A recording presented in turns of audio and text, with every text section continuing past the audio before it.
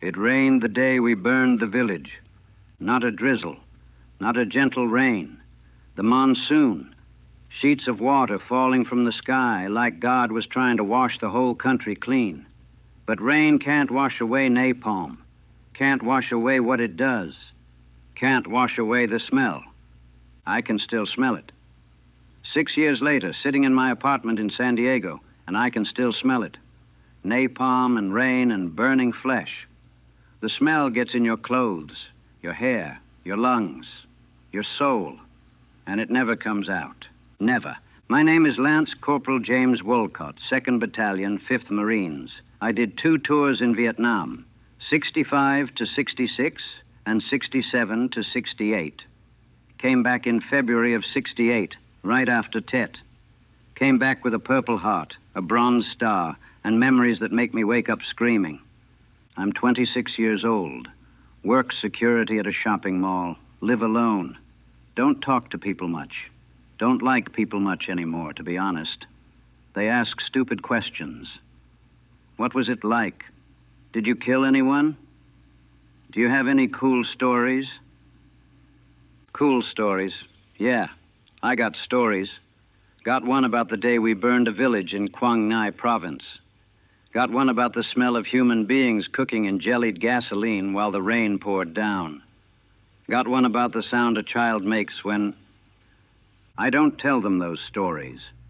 I tell them it was fine, that I did my job, that I'm glad to be home. All lies, but they're easier than the truth. The truth is, I dream about that village, dream about the smell, dream about the rain mixing with the smoke, creating this gray fog that hung over everything. Dream about things I saw, things I did, things I can't undo. July 18th, 1967. That's when it happened. We were operating in Quang Ngai, searching for VC. The village, I won't say its name, don't even remember it now, might have blocked it out.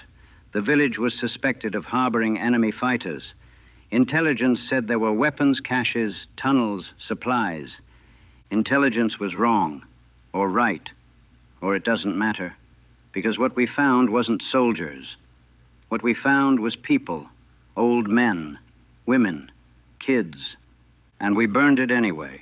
Burned it while the rain fell and the smell rose up, and I stood there watching it all happen, my rifle in my hands, rain running down my face like tears I couldn't cry. We'd been humping through the jungle for 3 days. 3 days of heat and humidity and leeches. 3 days of waiting for bullets. 3 days of watching the tree line, jumping at every sound, finger always on the trigger. The VC were ghosts. You never saw them until they wanted you to see them. Until they opened up with AKS and RPGS and you were already dying. We'd lost 2 guys the day before. Stepped on a booby trap. Punji steaks dipped in shit. One died screaming. The other took 6 hours. So when the call came to check out this village, we were ready. Ready for a fight. Ready to kill someone. Anyone. Didn't matter who. We just wanted to hit back. The village was small. Maybe 20 hooches. Thatch roofs, bamboo walls, rice paddies all around. Water buffalo grazing. Normal Vietnamese village. Could have been friendly. Could have been VC. Could have been both. That was the thing about Vietnam. You never knew who the enemy was. Everyone looked the same, wore the same clothes, spoke the same language. The only difference was some of them wanted to kill you and some didn't, and you couldn't tell which was which until it was too late. So you treated everyone like the enemy. Safer that way. We moved in at dawn, standard sweep, check the hooches, look for weapons, look for tunnels, look for anything that proved they were VC. The villagers came out, hands up, old men in ragged shirts, women holding babies, kids clinging to their mothers' legs, all of them terrified, all of them looking at us like we were demons. Maybe we were. Maybe that's what 18 months in country does to you. Turns you into something that scares children. Lieutenant Morrison was in charge. Young guy, 23, fresh from officer candidate school. This was his second operation. He was trying to prove something, trying to be hard, trying to show he belonged. Search everything, he said. I want this place torn apart. We searched, tore up floor mats, dug through rice stores, looked for hidden panels, found nothing, no weapons, no ammunition, no maps, no radio, nothing. Just people, just a village trying to survive in a war zone. But Morrison wasn't satisfied. They're hiding something, he said. They're all hiding something. These people are VC sympathizers. I know it. He ordered us to search again, rougher this time. Started questioning the village chief. Old man, maybe 60, didn't speak English. Kept shaking his head. Kept saying something in Vietnamese none of us understood. Morrison got angry. Started yelling. Pushed the old man. The old man fell. One of the women started crying. A kid started screaming. And then Morrison made the call. Called in an airstrike. Napalm. Said the village was hostile. Said we'd taken fire. We hadn't. Said we needed to destroy it. I stood there listening to him lie into the radio, and I knew what was coming. Knew what napalm did. Seen it before. Seen whole hillsides turned to ash. Seen trees melted. Seen what was left after. And it started to rain. You need to evacuate, Morrison told the villagers. He was using hand signals, pointing away from the village. Go. Leave. Now. But they didn't understand. Or they understood and didn't believe him. Why would they? This was their home. Their village. Where would they go? Some of them started walking away. Slowly. Confused.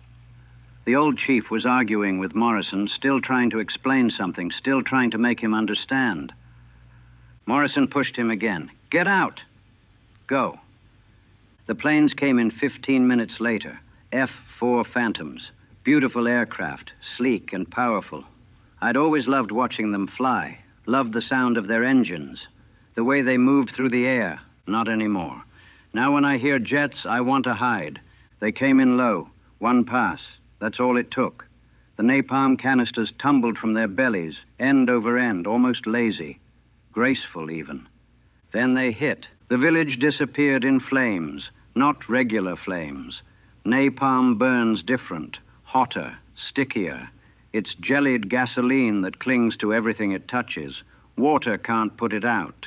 Nothing can put it out. It just burns until there's nothing left to burn. The rain was coming down hard now. Monsoon rain, the kind that soaks you to the bone in seconds, the kind that turns the ground to mud and makes rivers out of paths. But the rain didn't stop the napalm.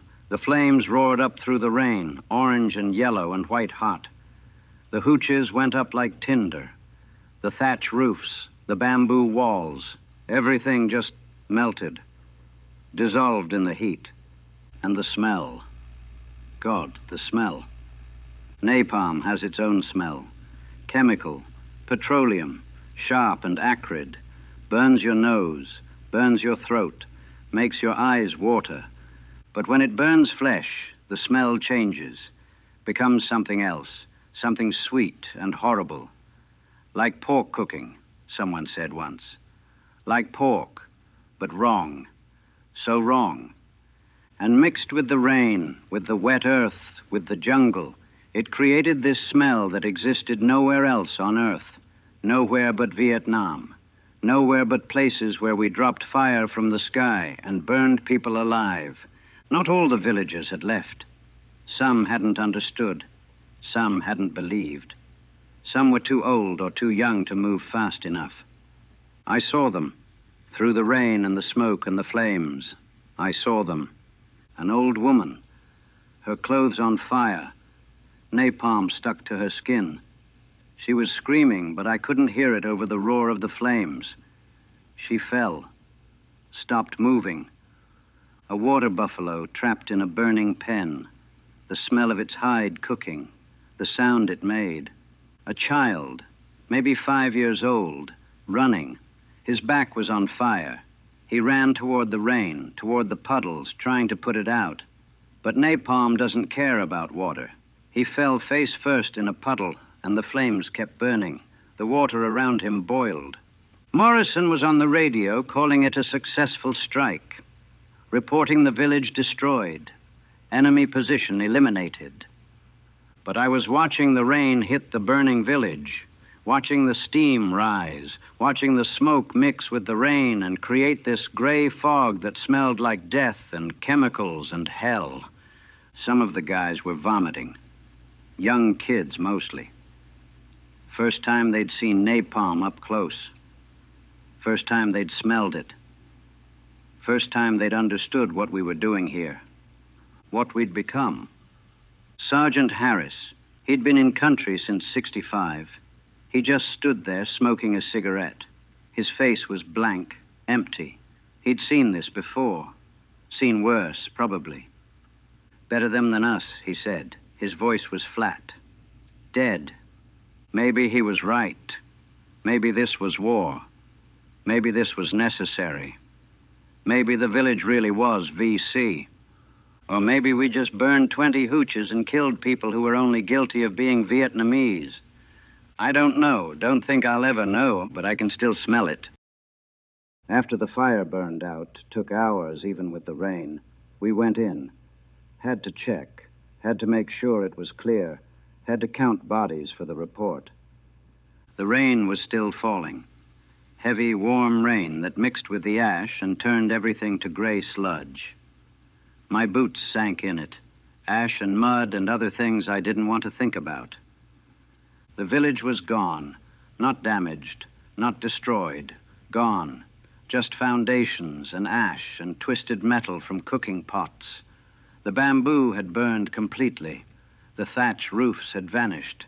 Everything was black and gray and wet. And the bodies.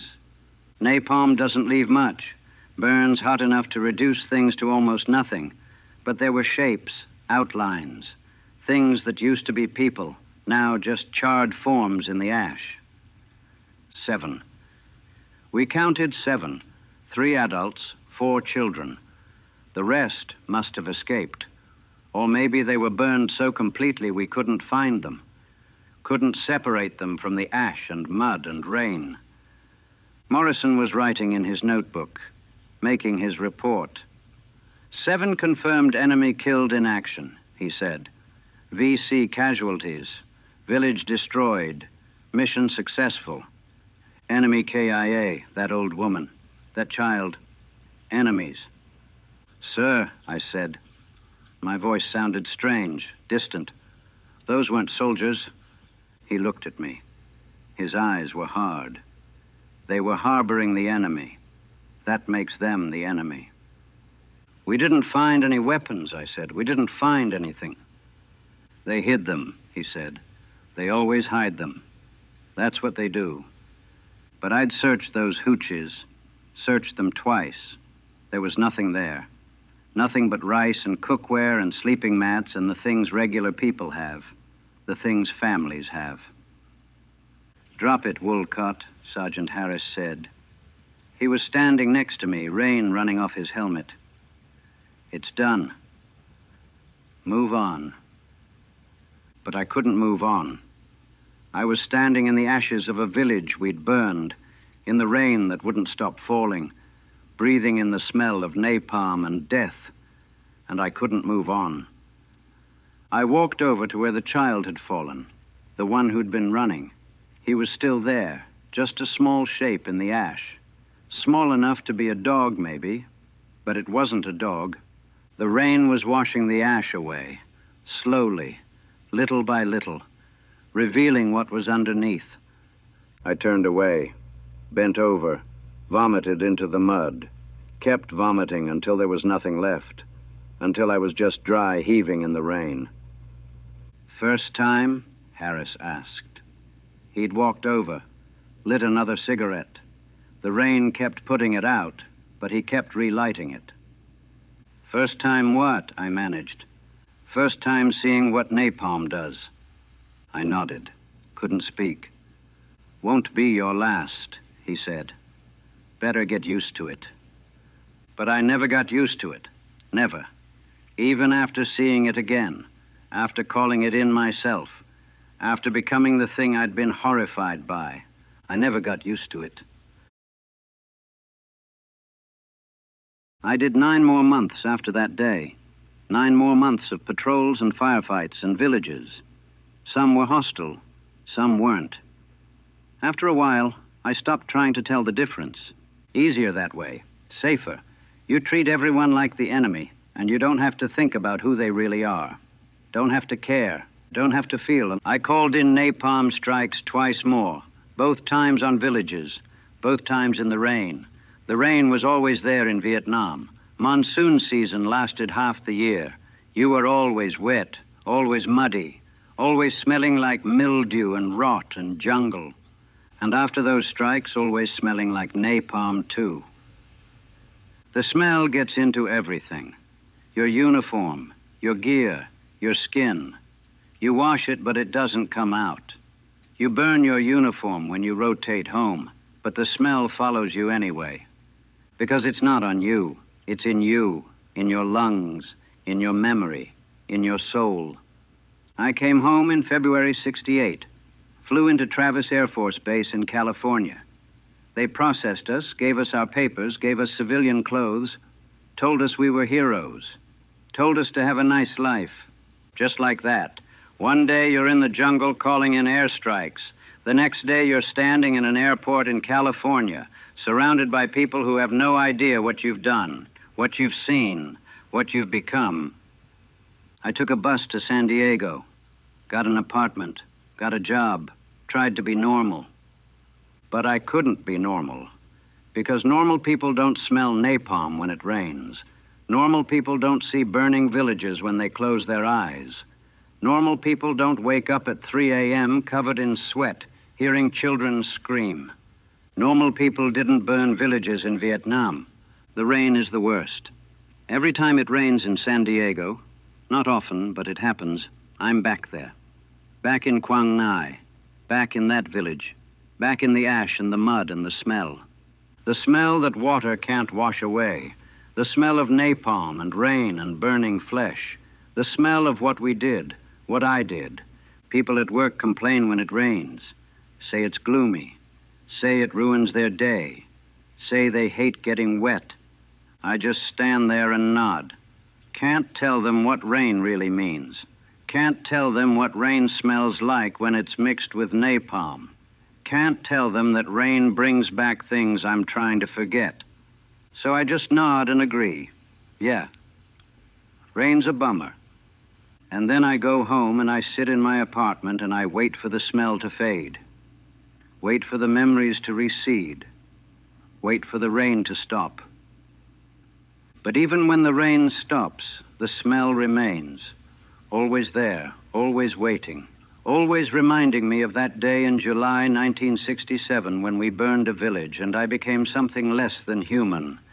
Something that could watch children burn and keep breathing, keep standing, keep going.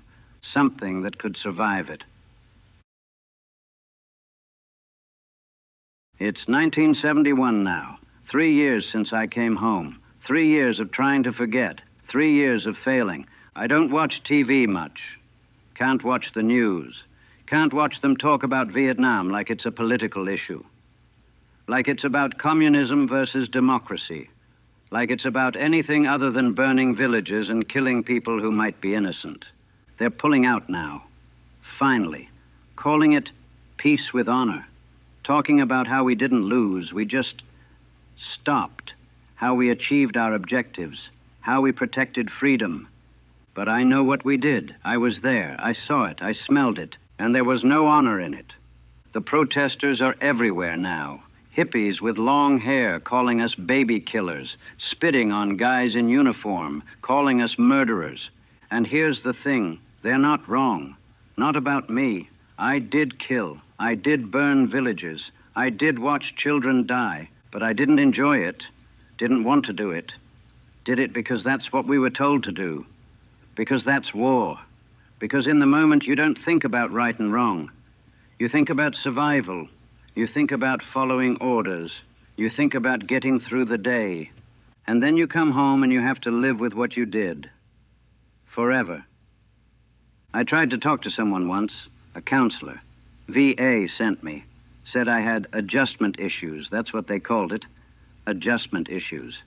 I told him about the village, about the napalm, about the rain, about the smell. He wrote things in his notebook, asked me questions. Do you feel guilty? Do you think what you did was wrong? Do you regret your actions? I didn't answer. Couldn't, because the answers were too complicated. Yes, I felt guilty, but I'd do it again if ordered to. Yes, I thought it was wrong, but I didn't stop it. Yes, I regretted it, but regret doesn't change anything. He gave me pills, said they'd help me sleep, said they'd help with the intrusive thoughts.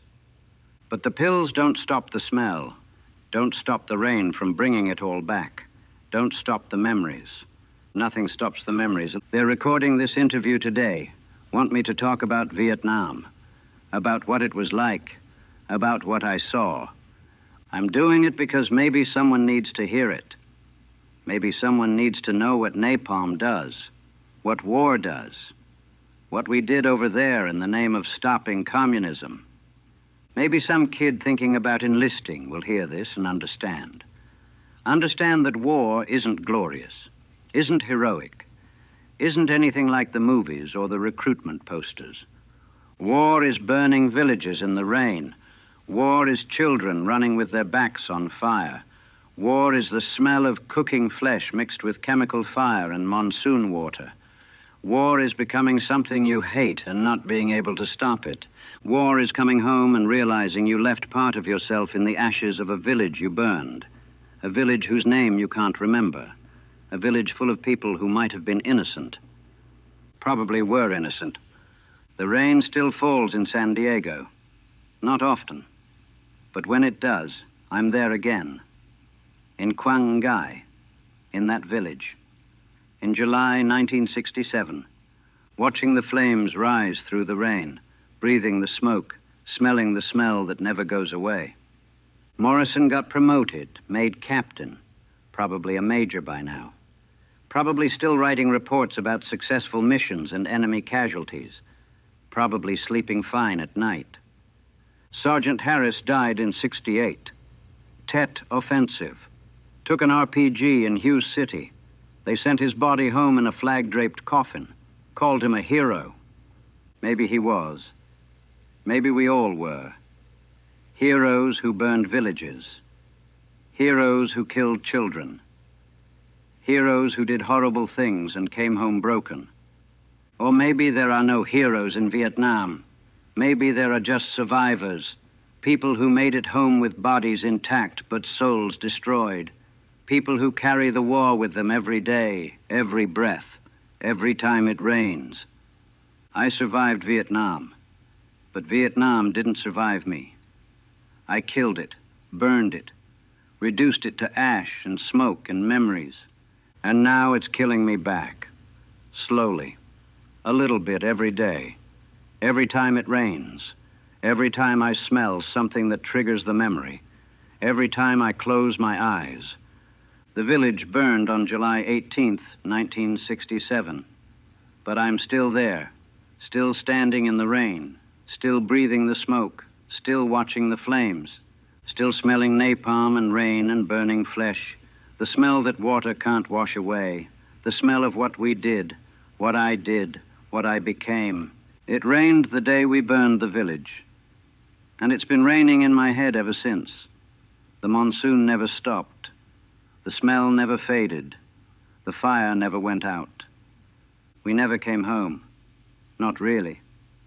Part of me is still in that village, still in that moment, still watching it burn while the rain falls and does nothing, changes nothing, washes nothing away, still standing there, still breathing, still alive when better people died, still carrying the smell of napalm and rain, forever. The war is ending. The troops are coming home. We're calling it peace. But there's no peace for me, no peace for any of us who were there, who did what we did, who saw what we saw. We burned villages in the rain, and the rain couldn't put out the fires, couldn't wash away the smell, couldn't make us clean again. We came home dirty, and we'll die dirty, carrying the smell of Vietnam, carrying the weight of what we did, carrying it forever. It rained the day we burned the village, and it's still raining, will always be raining, in my memory, in my nightmares, in my soul. The smell of napalm and rain, the smell of war, the smell of what I became, what we all became, the smell that never goes away.